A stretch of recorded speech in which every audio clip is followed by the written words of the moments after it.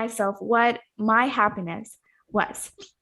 Of course, it wasn't what Chris's happiness was. Then what is it? These thoughts, they were the first step for my pursuit of happiness. And I'm so happy that today's guest speaker is going to talk about exactly that.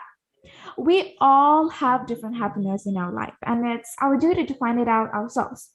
And especially in this pandemic time, we're all stressed out, mental health dropping, sitting in our homes all day long. It's going to be really hard. And we have to find happiness in this tough time. But how do we actually do it? To know more about pursuing your happiness in life, I invite our beloved guest speaker, Ms. Neha Pant Tewari. With over a decade of corporate experience in areas of consulting and banking, Neha is a corporate warrior turned youth mentor and happiness coach, which is obvious. She's an internationally certified NLP practitioner and happiness coach certified by Berkeley's Wellbeing Institute, California, and works in areas of personal development, emotional intelligence, and positive psychology. Neha's corporate stints include working with EY and ICICI Bank. She's also worked with CSR arms and conducted campus to corporate modules across disciplines. Armed with MBA, Marketing and International Business from SIMS Pune and MBA from ICFAI Hyderabad. She's currently the founder of Your Success Story and is based out of Pune. Ma'am, take it over. Hi, Zena. Thank you so much for your kind words, and thank you so much for those generous introductions. It's a pleasure and an honor to be here. Let me start by commending Brainciti for the super. Okay, so let me start by commending Brainciti for this amazing and superb work that they're doing, reaching out to thousands and lakhs of people with some amazing content. And especially the superb initiative, which is 100 speakers for 100 days. I must say that it is an honor and a pleasure being a part of the same. So thank you, Brainciti, and thank you all so much for being here today on the Wednesday evening.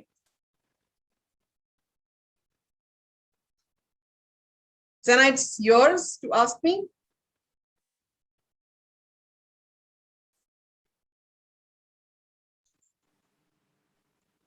Neha, do you want it in a question answer way, or you'll be speaking for 20 minutes and then we'll have question answer? I'll be speaking in a question answer way, I think. Okay. So let me share my journey any which ways and then we can move on. Would that be all right? That's good. Awesome. Awesome. That's great. So this is how it works. My journey has been a very interesting journey, ladies and gentlemen, a very enriching one, if I may say, with all the learning, unlearning, and relearning that happened along the way for me. I started off as a banker. I moved on to consulting, worked in one of the major big fours, in one of the major business verticals for N number of years. Finally took a long, conscious, and a very thought-worthy sabbatical, wherein I worked on my own ikigai. I worked on my own key strengths. I worked on my value system. I also worked on my own ecology in terms of what will work for me and what will not. And more importantly, Nena and everybody else, I worked on aligning my mind, body, and spirit to the work that I do. I did not want there to be too much of a difference between who I am and what I do. I wanted my work to be my second nature. And that is how I gravitated towards training, coaching, and mentoring. And I found my niche in personal development, and I also found my niche in happiness coaching. And that is pretty much how my venture, which is Your Success Story, was born. So this is my story for you all today. So Great. Neha, do you want me to start speaking in general? I can do that as well, whatever works for you.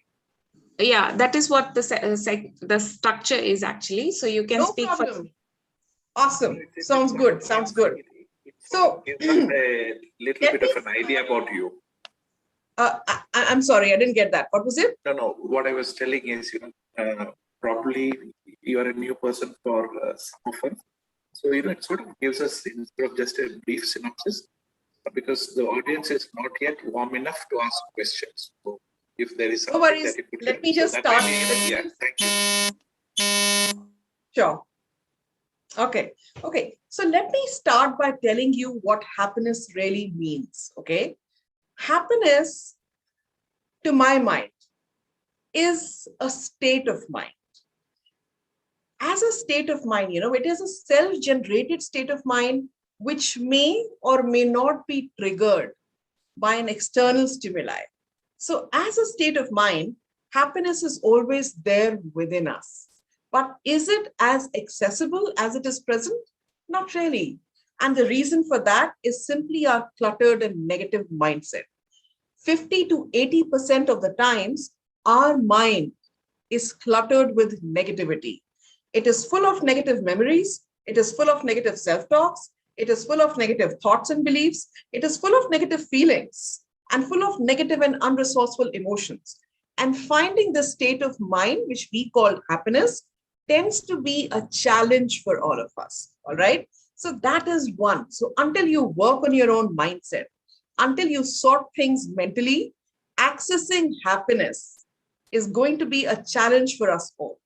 The other reason is the very nature of happiness. Happiness is highly elusive by nature. When I say elusive, what I mean is the finish line of happiness does not remain static. It keeps shifting with time. It evolves as we grow in our life. So for example, you may think that attaining XYZ is going to make you happy. By the time you attain XYZ in your life, your mind is already calibrating the next happiness goals. That is how elusive happiness is, ladies and gentlemen. Other than that, happiness is also highly subjective. It is so subjective that it differs from person to person. It differs from country to country. It differs from culture to culture. It differs from region to region. You will be surprised if I share this with you. Research has it that the happiness a person feels 1 month after winning a lottery is exactly the same as the happiness a person feels 1 month after breaking their hip bone when they're on a path to recovery. And that is how subjective happiness is. And these are some reasons why it is so difficult to kind of achieve happiness and then sustain it over time. All right. Now, why is it that we are talking about happiness? What is the reason for that? Why is it that happiness has become such a buzzword of late? I mean, most of the conversations today seem to be circled around happiness, or they seem to be circled around pandemic, waiting for the topic of happiness to crop up. Do you all agree with me when I say that? Please put in the chat boxes. We all agree, right?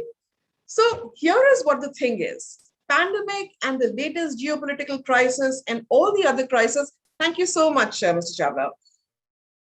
Thank you. Thank you so much, everyone. So here is what I want to share with you. The biggest credit obviously goes to this overstretched period of pandemic that we are going in for.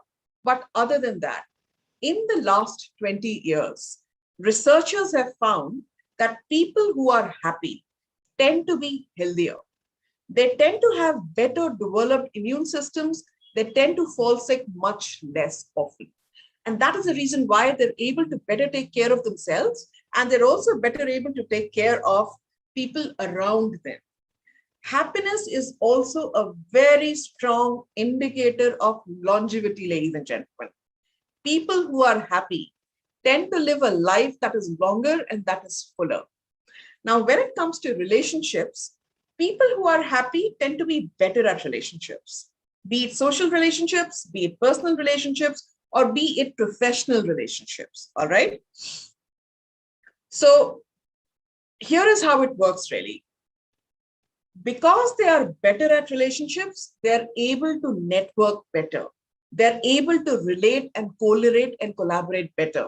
And we all know it for a fact that in a business world, networking and collaboration form the very backbone of being successful. And therefore, people who are happy tend to be more successful because they're able to leverage better on their relationships. When it comes to being productive, people who are happy tend to be more productive Simply put, they're able to get more done in less time.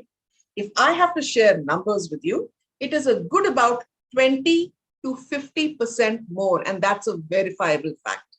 Needless to say, ladies and gentlemen, people who are happy tend to make better citizens of the world because they are an asset to the organization that they are working for, and they're the asset to the societies that they are a part of. And this is one reason why it is very important for us to understand happiness, to study happiness, and inculcate happiness in our own lives. All right. Now, a very, very basic question for all of us is, that's all right, but do you look at the negativity around us? Do you look at the kind of negativity that we are enveloped in? How can one even think about happiness in this time? To which I would like to say that you're absolutely right. Happiness is there all around us. It is there in the news. Sorry, not happiness, negativity.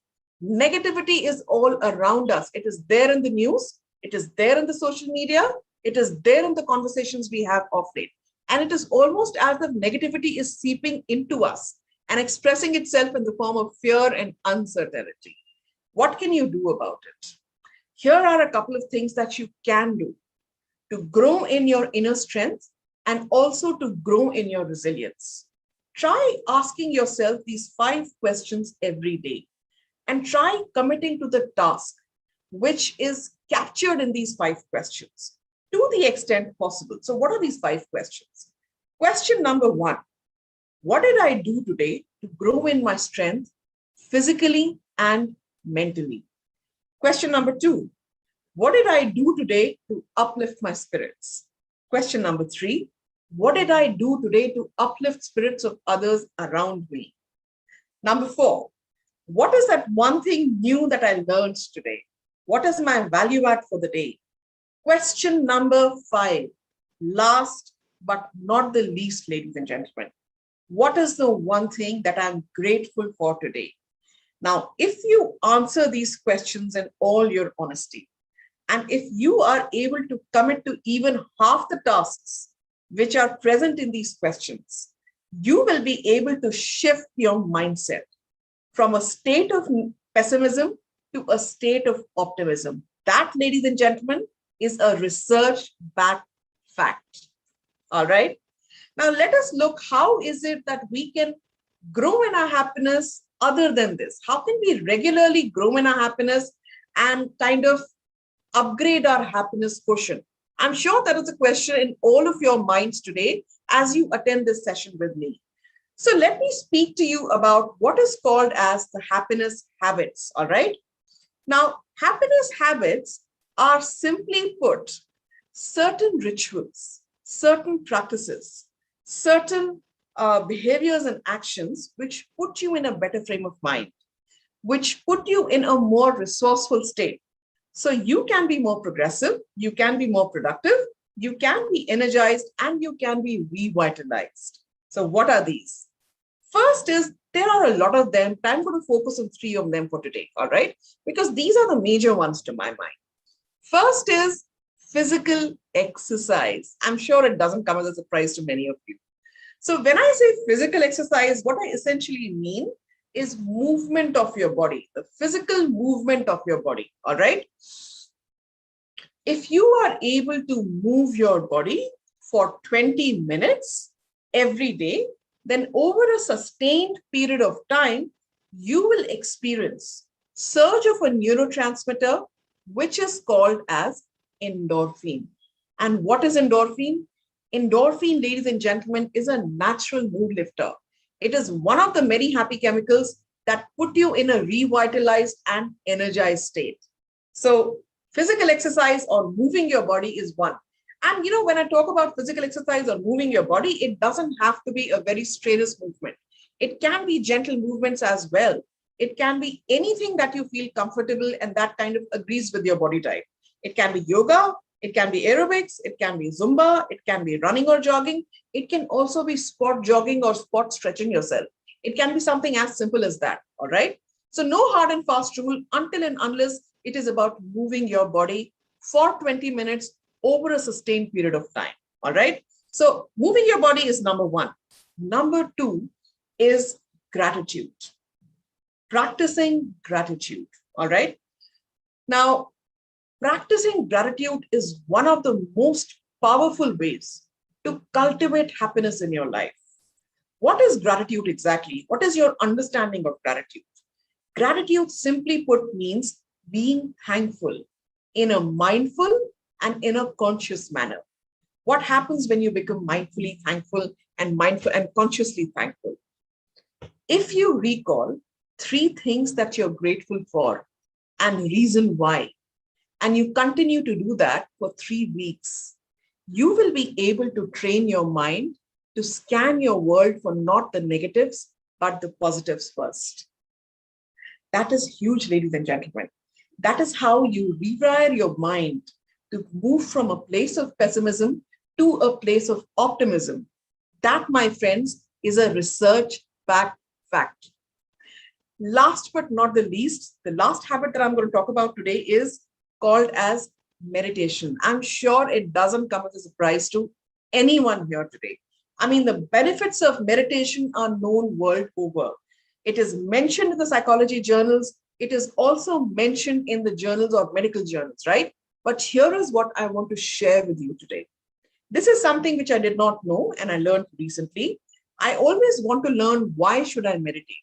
I know it is great, but how does it impact my life? So here it how it does, all right? Practicing meditation for 20 minutes every day alters the structure of your brain.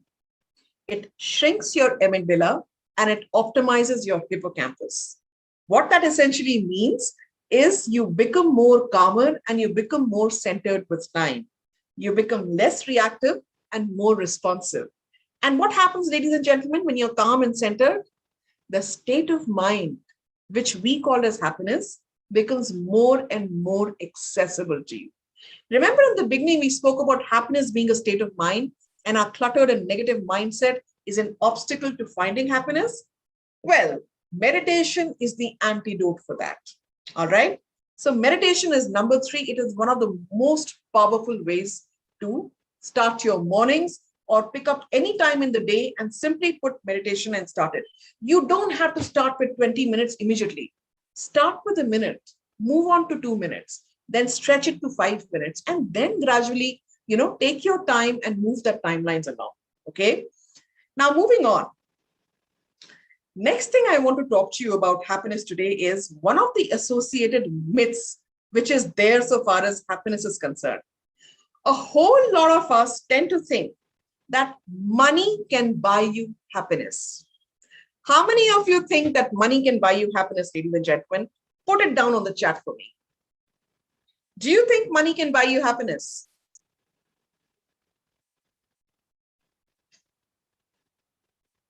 Okay. Oh my. So there is a mixed response which I have here. Some are saying yes, and some are saying no. Money can buy ice cream. Awesome. And sometimes ice cream equals happiness. Am I right or wrong? This is a part, okay? To some extent, yes. All right. So those are some very interesting responses I have. So let me tell you how this really works.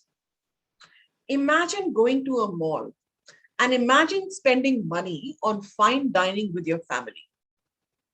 How do you feel about it? You feel great, right? Imagine going to a mall and spending money on materialistic pleasures, buying the dress you've always wanted, buying those accessories which you've always had on your mind. Okay. Buying a vacation which you've always wanted to go with your family. How does all of this make you feel, ladies and gentlemen? You feel excited. You feel elated. You also feel happy in your hearts, and that is not a lie. That is the truth of life. Now, here is my question to all of you. How long can you sustain this happiness? How long do you think this happiness is going to last? Let me answer it for you real quick. In case of a meal, it will last till the next meal. In case of an accessory or a material pleasure, it will last you for 24 to 48 hours. In case of a vacation, since it's an experience, it'll last you all throughout the vacation. But the moment you hit home, the moment the vacation ends, it'll fall flat. Am I right? So here is the question. Here is the answer to the question. Money can buy you comfort and security, which may or may not lead you to a short-term happiness. It can buy you pleasure-based happiness, which may or may not last very long. But when it comes to long-term happiness, external circumstances like money, power, fame, looks barely contribute to 10 to 18% of your long-term happiness. What about the rest 90%? It purely depends upon how your brain processes the external reality, the internal communication which you have with yourself, the kind of lenses that you use and deploy and employ to look at the world outside of you. And that probably is the reason why, everyone, it is often said that happiness is an inside job. That is the reason why. All right. Now, back comes the next question. If this is all about short-term happiness, then what does one do to find long-term happiness, right? That I'm sure is an obvious question on everyone's mind. So let me let out the secret to you today once and for all. If you are to reflect back at your life, and if you take a stock of things that matter the most to you, that bring the most joy in your life, and a joy that is lasting and long, you will find that most of these things tend to fall in one of the three categories or buckets, as I call them. Number one, connection with others. How do you relate to others? What is the quality of relationships in your life? Because the quality of your life is directly proportional to the quality of your relationships. Number two, engagement and progress. How engaged are you at the work in your hand? What is the meaning that you give to the task at hand and to your daily chores? Number three, impact and contribution and growth. What is the kind of impact you're able to create by being who you are and by doing what you do? So instead of focusing on external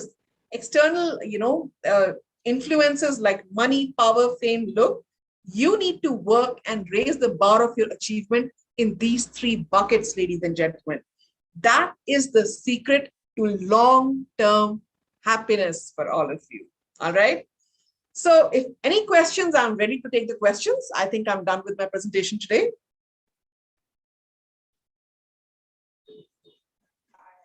Thank you, Neha. Thank you so much. That was a bullet. What do you say? That was a strong bullet which you have shown it to us, which was perfect on what we were looking forward for. Let us ask for some questions, but before that, let me just inform you, we all are, not all, but 75% of the crowd here, we all are 5 a.m. members, okay? And these rituals like gratitude writing, meditation, and we follow something called as laughter exercise, and what is that other one we have? Excitement. So we spent two minutes on excitement. So everyone shares what is that exciting they are looking forward for in the day. You can add forgiveness also, because that also is a powerful tool here, which Yeah, you are practicing 5 years. Forgiveness. I'm sorry, what was that? Forgiveness, that you forgive yourself. Forgiveness, absolutely. Yeah, that absolutely. also will bring a permanent happiness. Yeah, and Those affirmation. are the parts of Yes, happiness. affirmation definitely. She has So already, that- Nana that's has not a already fully- mentioned those things. I said that is another thing which we practice there. That is also a powerful thing. Yeah. So it is great to see all the happy members here, because when Neha was mentioning about the rituals for the 5 a.m. club, I almost saw that you cover most of happiness rituals in there. Yes. So kudos to all of you, and kudos to Brainciti for this 5 a.m. club. Yay. Yes. Yeah. So that's you're why we are all welcome. happy, no? That's why we are all happy. Awesome. And you are joined our group. Yes, indeed. That is Thank you, giving us Professor more Bhatia. happiness. Yes. Indeed, that is the whole purpose of my life, really. So you have achieved. Bhatia ji, okay, mute yourself. Yes.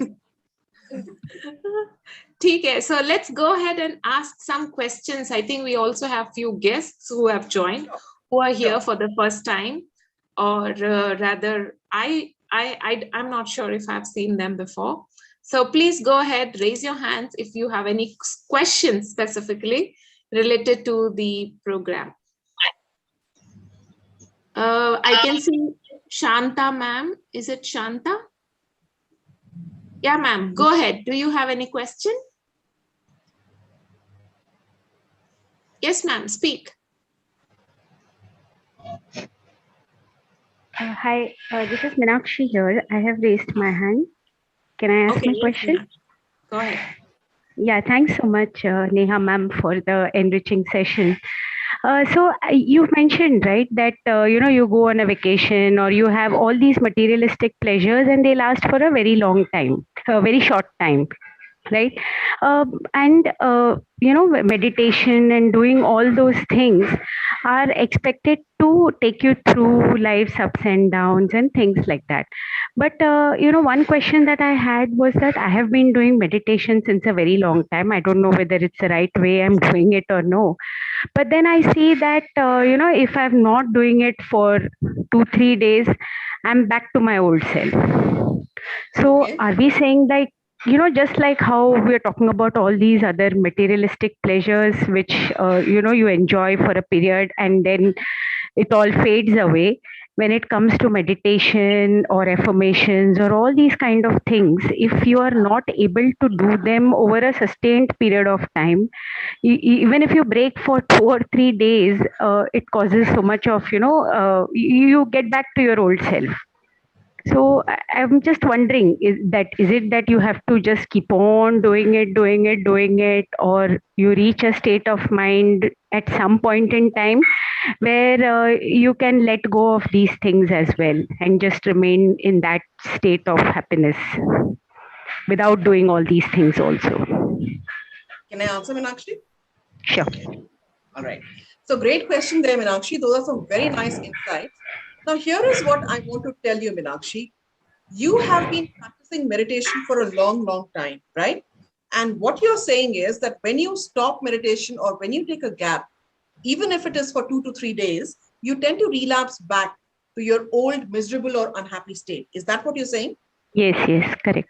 If I understand correctly, what you're saying is that happiness habits tend to be evasive as materialistic pleasures or as external influences. Is that what you're saying?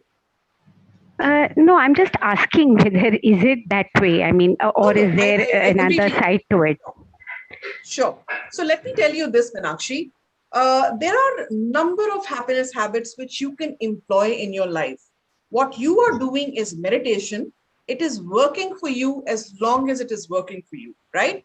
Now, if you're looking for long-term happiness, happiness habits may work at you so long as you practice them.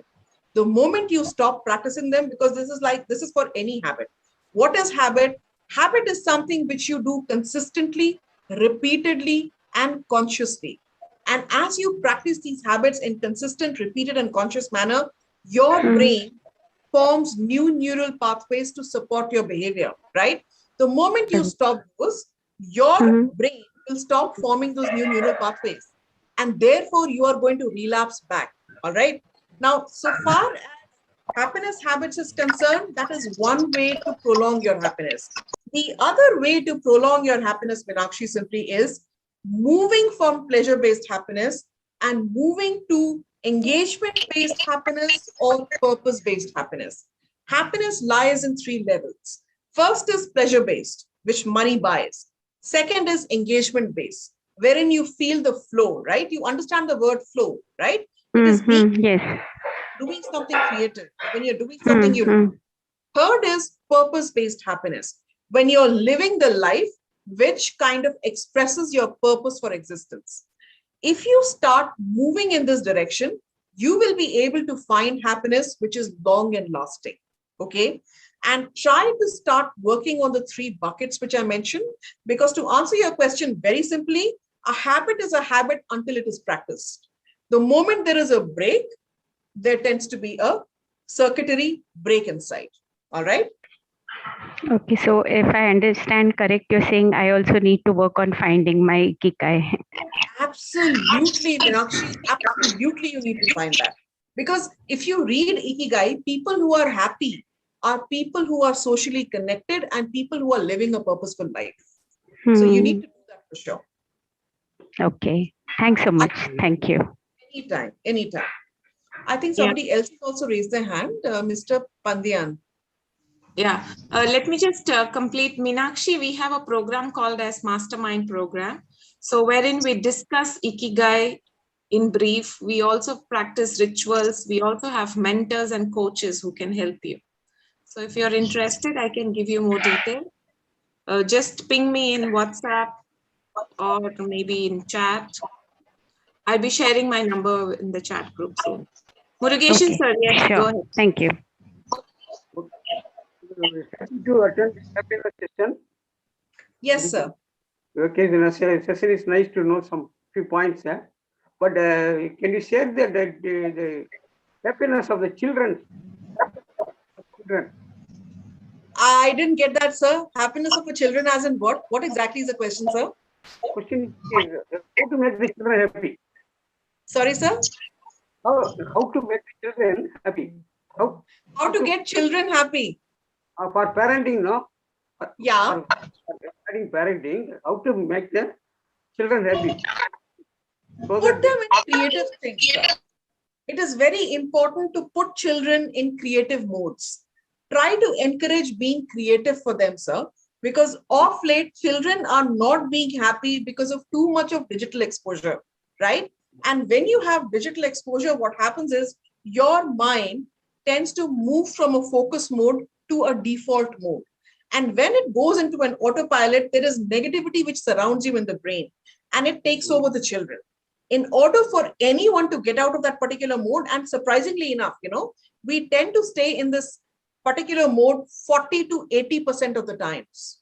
So in order to get out of this mode, start working with your hands more and with your mind less. And if you're able to inculcate creativity and physical exercise in children, you will be able to raise their level of happiness. And of course, giving them support, giving them things like a space of their own, and understanding them, what is it that they're looking for. That is something which I can suggest you. And also, if children are old enough, if they are teenagers, I run a program wherein I teach about life skills. Learn to journal, sir. If anyone here journals, you will know that it is a great tool to reflect back on your life, to reflect back on yourself and carry the learning forward. Now, most of the time, children tend to think that life has only two modes, happiness or unhappiness. They're not aware of the third mode of life, which is learning. And learning happens when you're able to draw positivity from negativity. So children need to start journaling if they are teenagers. These are 3 points which I can share with you. Anybody else? I think Rajiv sir had also raised his hand. Thank you. Most welcome, sir. Hanji, sir. Yeah, Neha, actually, I was just going through you were answering to Meenakshi.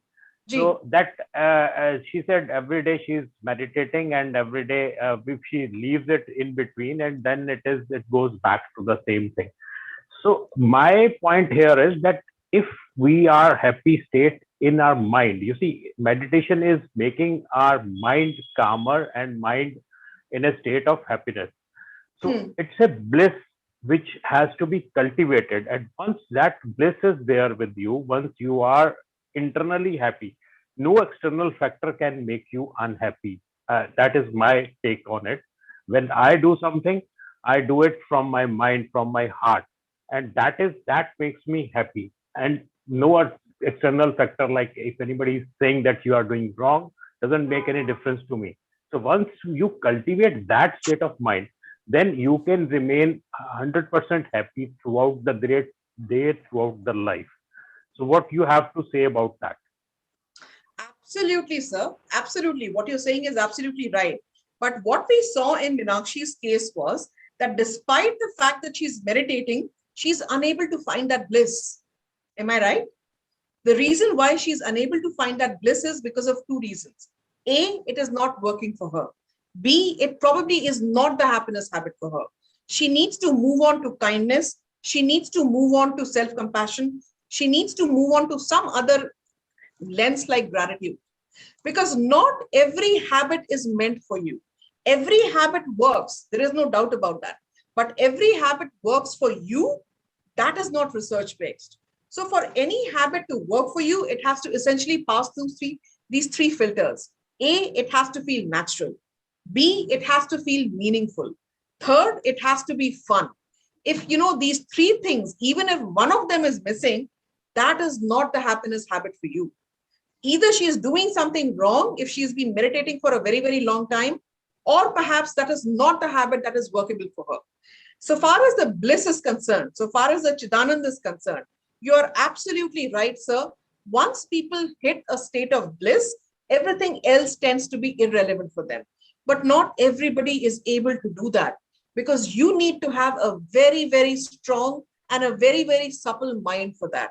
You need to be on top of all your happiness habits, and you need to start living your purpose for that, right? Once you're living your purpose-based happiness, only then can you think about bliss. And only then your, that line of happiness, which goes like this, remains stable. It doesn't drop. And that is what bliss basically means. Do I answer your question, sir? Thank you, sir.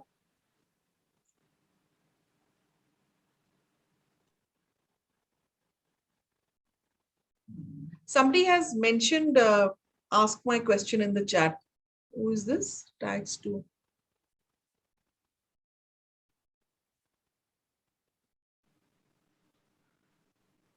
Okay, I had muted myself.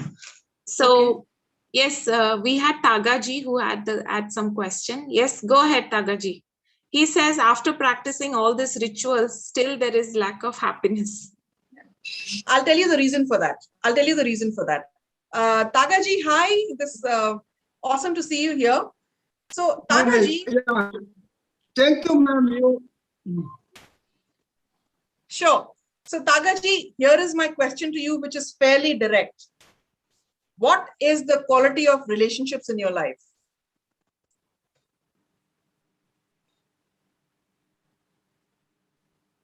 Tagaji, you have to. If it is average, you need to make it above average. Because if you're not happy, one of the main reasons for that is credited to the quality of relationships which you have in your life. It can be professional relationships, it can be social relationships, it can also be professional relationships. Let me tell you something about what is, sir? Can I go? Going through, ma'am, yes. Going through. So going through, na? So that is what I'm saying. So let me share a very interesting fact about happiness with all of you. So there is something which is called as a set point theory, okay? So set point theory says that only 10% of your happiness depends, I'm talking about the long-term happiness here, 10% of your happiness depends upon the external circumstances, looks, money, thought, power, fame, power. 50% of your happiness is genetic. It is credited to your hereditary, all right? 40% of your happiness is what is you can work on. You cannot work on the entire 100% of your happiness. You can only work on half of your happiness. 50% of your happiness is genetic. 10% is credited to your external influences, and 40% of your happiness is credited to your what you do and the relationships in your life and the kind of contribution that you make. Okay. So if you're able to work on these three buckets, which is the 40% part, you will be able to raise your bar. This 40% part also consists of the happiness habit, but it essentially consists of relationships, engagement, which is the work that you do, and the contribution or growth and progress that you make every day. If there is a kind of conflict between these three buckets, your happiness will not have grown in your life.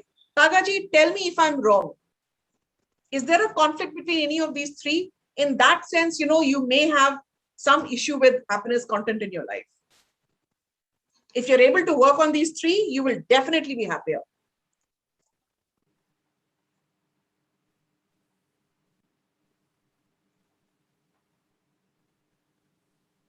Yeah, thank you, ma'am. Yes. Pleasure, sir. Pleasure. Got the yes.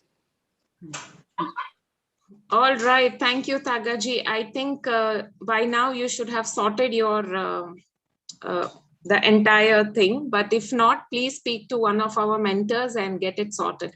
If not, ask everybody to join the mastermind program. If not, follow me on social media. Yeah.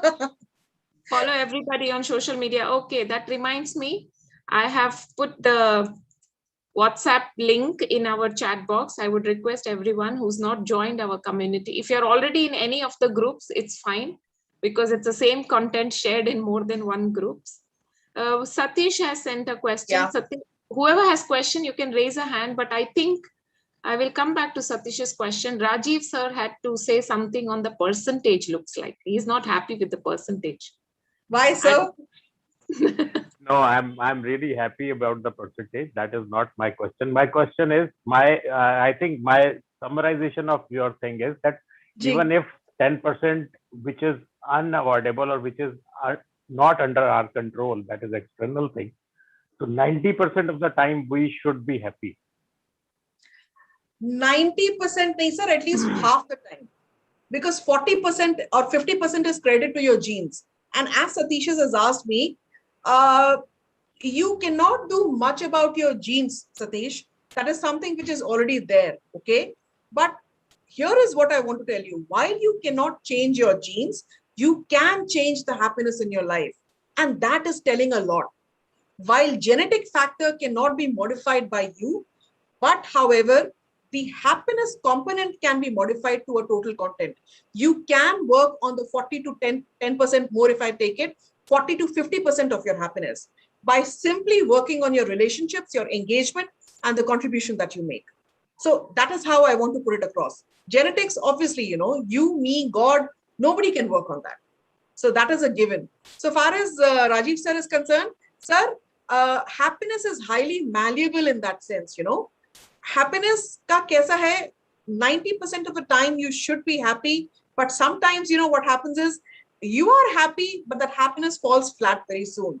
So the way to be happy on a long term is simply creating positive emotions on a constant basis. You cannot look for long-term happiness until you start looking for smaller wins and until you start upward spiraling your smaller wins and smaller happiness that you have. So jitni, whatever you have, in terms of your little happinesses in life, make them big and create moments of happiness, constant and consistent moments of happiness. And that is what is going to create a larger amount of happiness in your life. I hope I answer your question, sir. Yeah, I just want to share my personal experience on happiness. That you see, the 10% factor, which was external factor, was bothering me till the age of 48, 49. And by that time, I had my heart problem. I got my heart opened at the age of 50, and it's now 10 years. And then after that, of my heart operation, my doctor told me that I have made your heart as good as new of 25-year-old, and you can now practice looking at whatever is going on around you should not affect you. And that 10% external factor just diminished in my life, and I can see that just that 10%, if you remove that from your life, you can be 100% happy. And you see, I'm much younger after 10 years of my heart operation. I'm much happier after 10 years of my heart operation. I'm looking for doing things each and every day, new things, new collaborations, new relationships, everything. And it doesn't bother me what is going on around me. So that is basically, to reduce that 10% factor, you need to look within. And when you are happy inside, once you start loving yourself, now I love myself because I know that my heart is new and I am as good as a young person. So that is your mindset. Once you change your mindset, everything changes. And I think that is the main secret of happiness, and that can be adopted by anybody who can just blank out the external factor. He can be even 100% happy. Yeah, so very now well, very well said.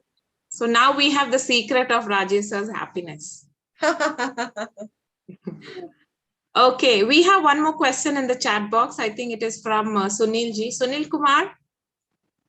So, all right. So Durga Mata has said, please look into neuroplasticity. It shows our genetics is not fixed. So neuroplasticity is you can alter the state or the structure of your brain, right? So that is great. Neuroplasticity is an upcoming science, and it absolutely, I agree with you. But so far as genetics is concerned, a part or at least 50% of your happiness is credited to your genes. That comes from Sonia Lumbruski. I'm sure you will be able to look at this. But for people who want to understand happiness more, understanding and looking into neuroplasticity is going to help you a lot. Because neuroplasticity claims that your mind stops, it doesn't stop growing ever. It keeps changing as you change your mindset.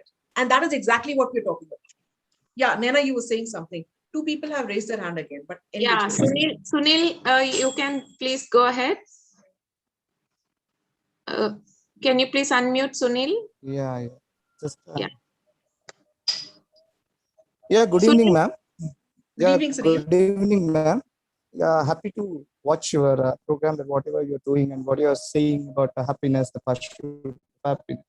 Feeling very happy. I have joined very lately because I do have stuck with some other work, but happy.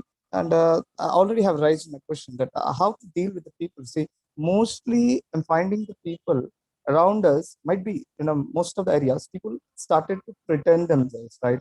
They're not very clear in saying something, right? Everybody, a lot of people, I'm not saying 100% of the people, mostly people are pretending, acting themselves, So how to deal with the people who are pretending it? So I don't want to lose my happiness. And again, I have to deal with the people who are pretending. Give them a smaller part in your pie of happiness. If this is your happiness, 360 degree, people who are pretentious and people you are most uncomfortable with, give them the smallest part of the pie of that particular circle. So your focus will be on the other things and not them. Simply shift your focus, shift your attention. That is one way to deal with that. Okay, but still, I want to extend my question. I'm finding most of the people who are pretending. Then what happens? So how can I avoid everything? Right? It's not possible for me. So I have to live myself. Sunil, I have a question for you. If I want to find out. Sunil, I have a question for you. Okay. Yeah, madam. This is one person.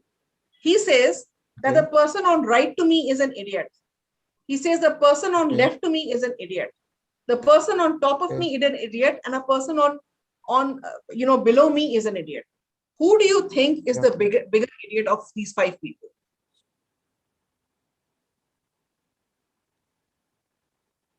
Everybody.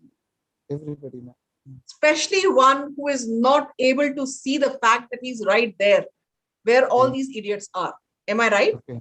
Yeah. So if you are seeing things from a lens of possibly disgust or possibly, if you are seeing things from a lens of unforgiveness or uncompassion or non-self-compassion or non-self-love, you are going to paint a picture which is morbid. For you to paint a picture which is not non-morbid or which is not morbid, you need to work on your internal state. You would have noticed, Sunil, that when you have achieved something great in your life, the day that you are most happy, even if somebody gives you, if somebody is sarcastic to you, it doesn't hit you that much. Am I right? Whereas the day you have had a bad day, the day you've probably, not got that deal which you've always wanted. And on same day, if you come home and if your kids, your loving kid or wife, say something, it kind of hits you real bad. Correct? Yes. You know the reason for that? The reason for that is your agitated state of mind. You need to start meditating and calm yourself down.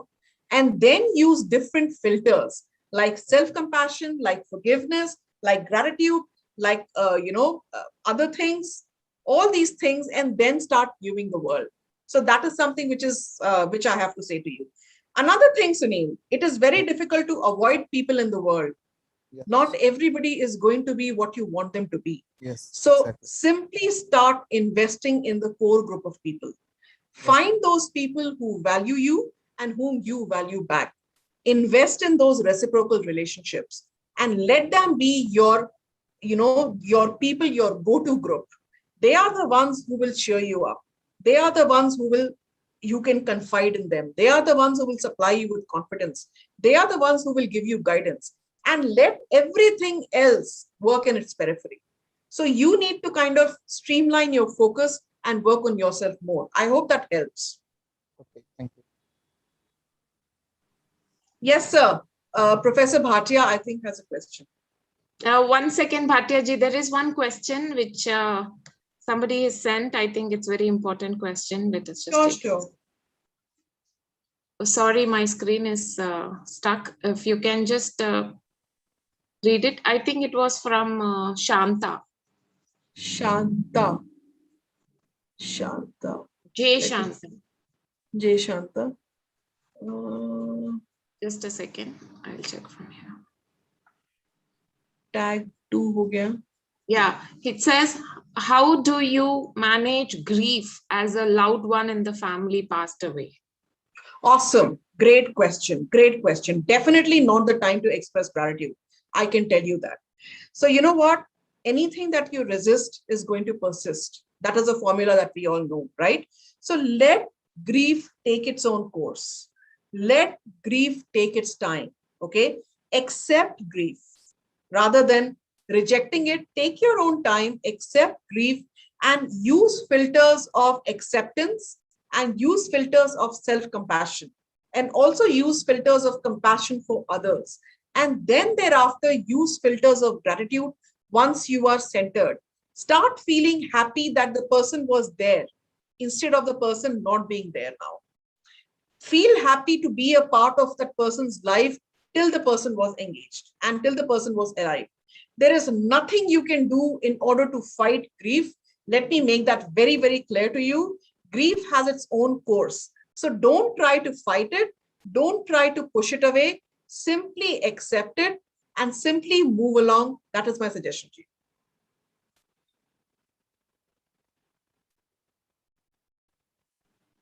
Thank you, Neha, for handling that question. I was kind of taken aback when I saw the question, but you handled it beautifully. Thank you.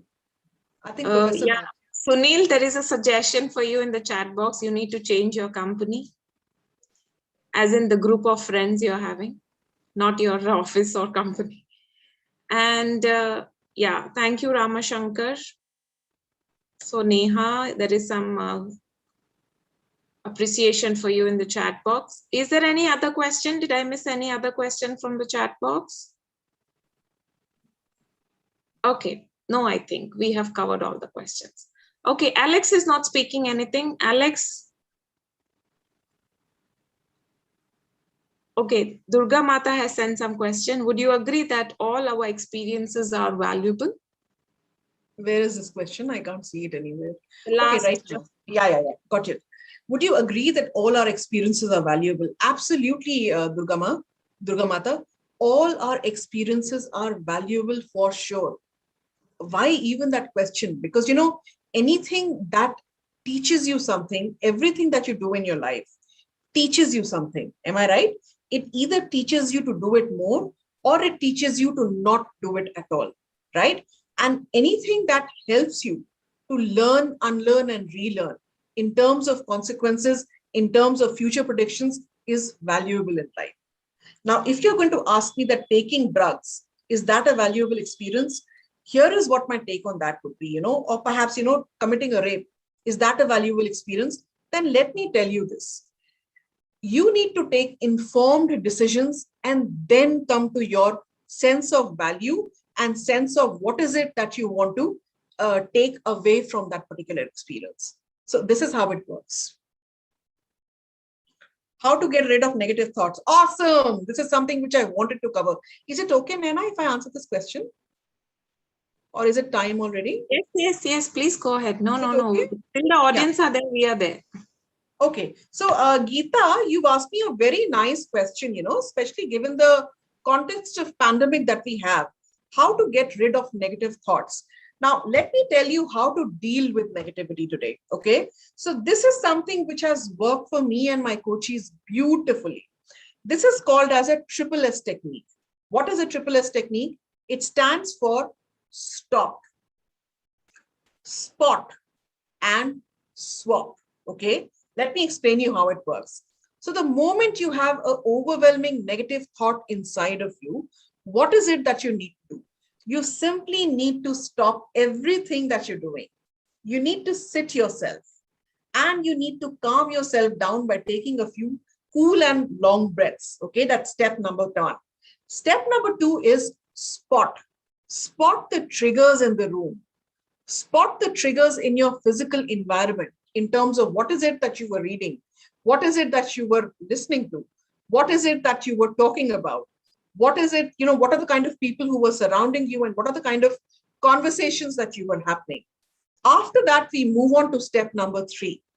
Step number three is swapping your physical environment or simply changing your physical space to change your mental landscape. If you're sitting, simply get up and start walking. If you're engaged in a conversation with someone, excuse yourself, fetch yourself a glass of water and come back.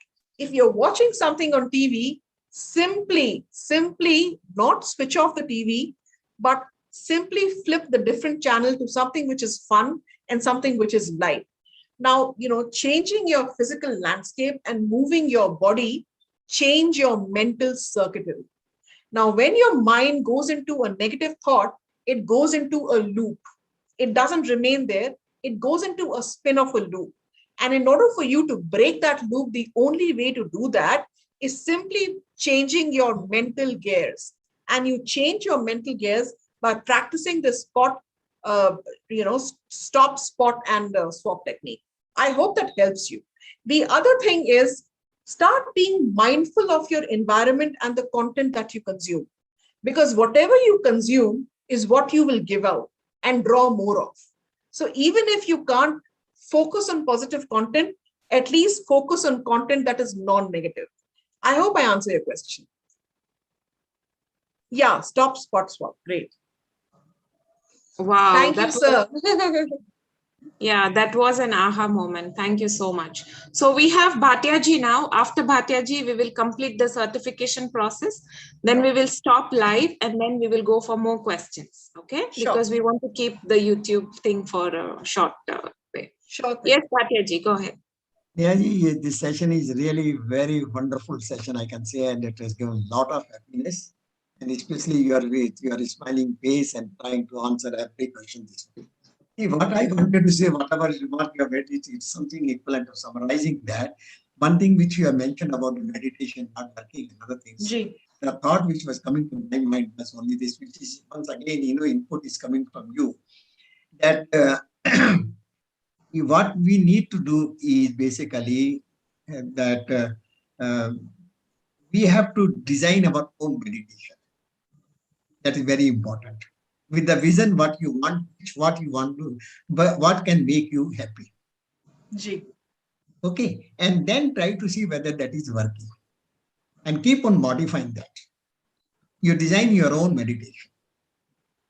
Okay, and in that meditation, what basically we look forward is final bliss.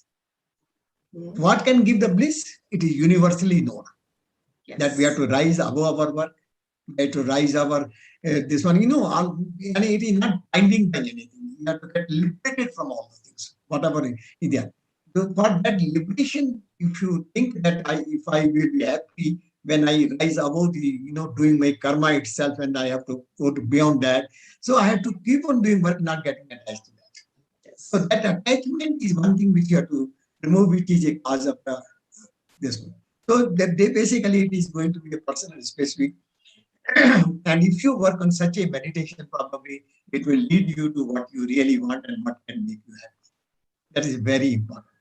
Second aspect, which also you have brought it beautifully, you answered in the time of grief and other thing, you said that it is a temporary phase, it will pass on.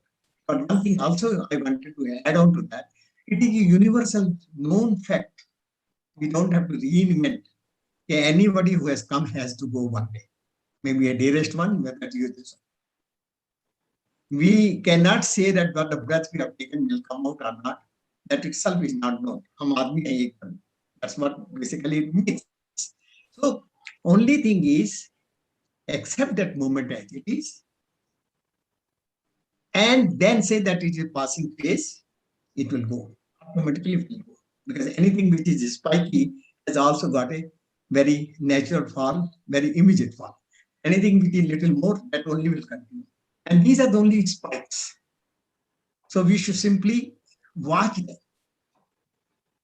be part of that, and don't get attached to that. Second thing which you have brought it also, the person who has gone, if you very this one, the virtues of that, you can always carry that. Yes. That will help you. The any negativity, everything, again get attached to that. So in the spirit is always there. He or she, whatever your relation, they will be there. That will remove you from the happiness. Accepting the God's will. Yes. That also will give. I think you have brought all these points very beautifully well. And happiness is not going to come from outside. That is also.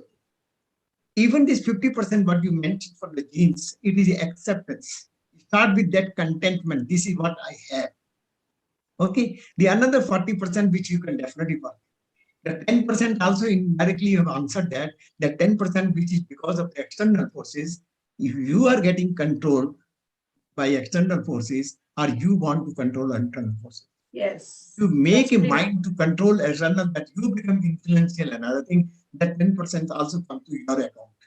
So definitely 50-50 is definitely a passing mark. And this 50% what is coming from the genes will not trouble you, because you have simply accepted it and you have ignored it. All right. Thank you, Bhattaji. Thank you for that beautiful summation. And let us quickly, Ratish, we will come back to you, but let me just complete this formality. Let us now use the reaction button and give a round of applause for this wonderful session. Thank you, Neha. Thank you for joining us. Thank you so much. I'll be posting this in LinkedIn and I will be tagging it to you.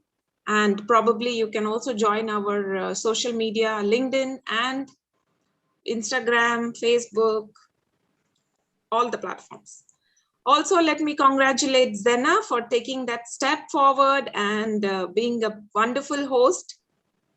Dropping by and coming back again. Zena, thank you for showing up. Thank you so much. You're wonderful always. Right.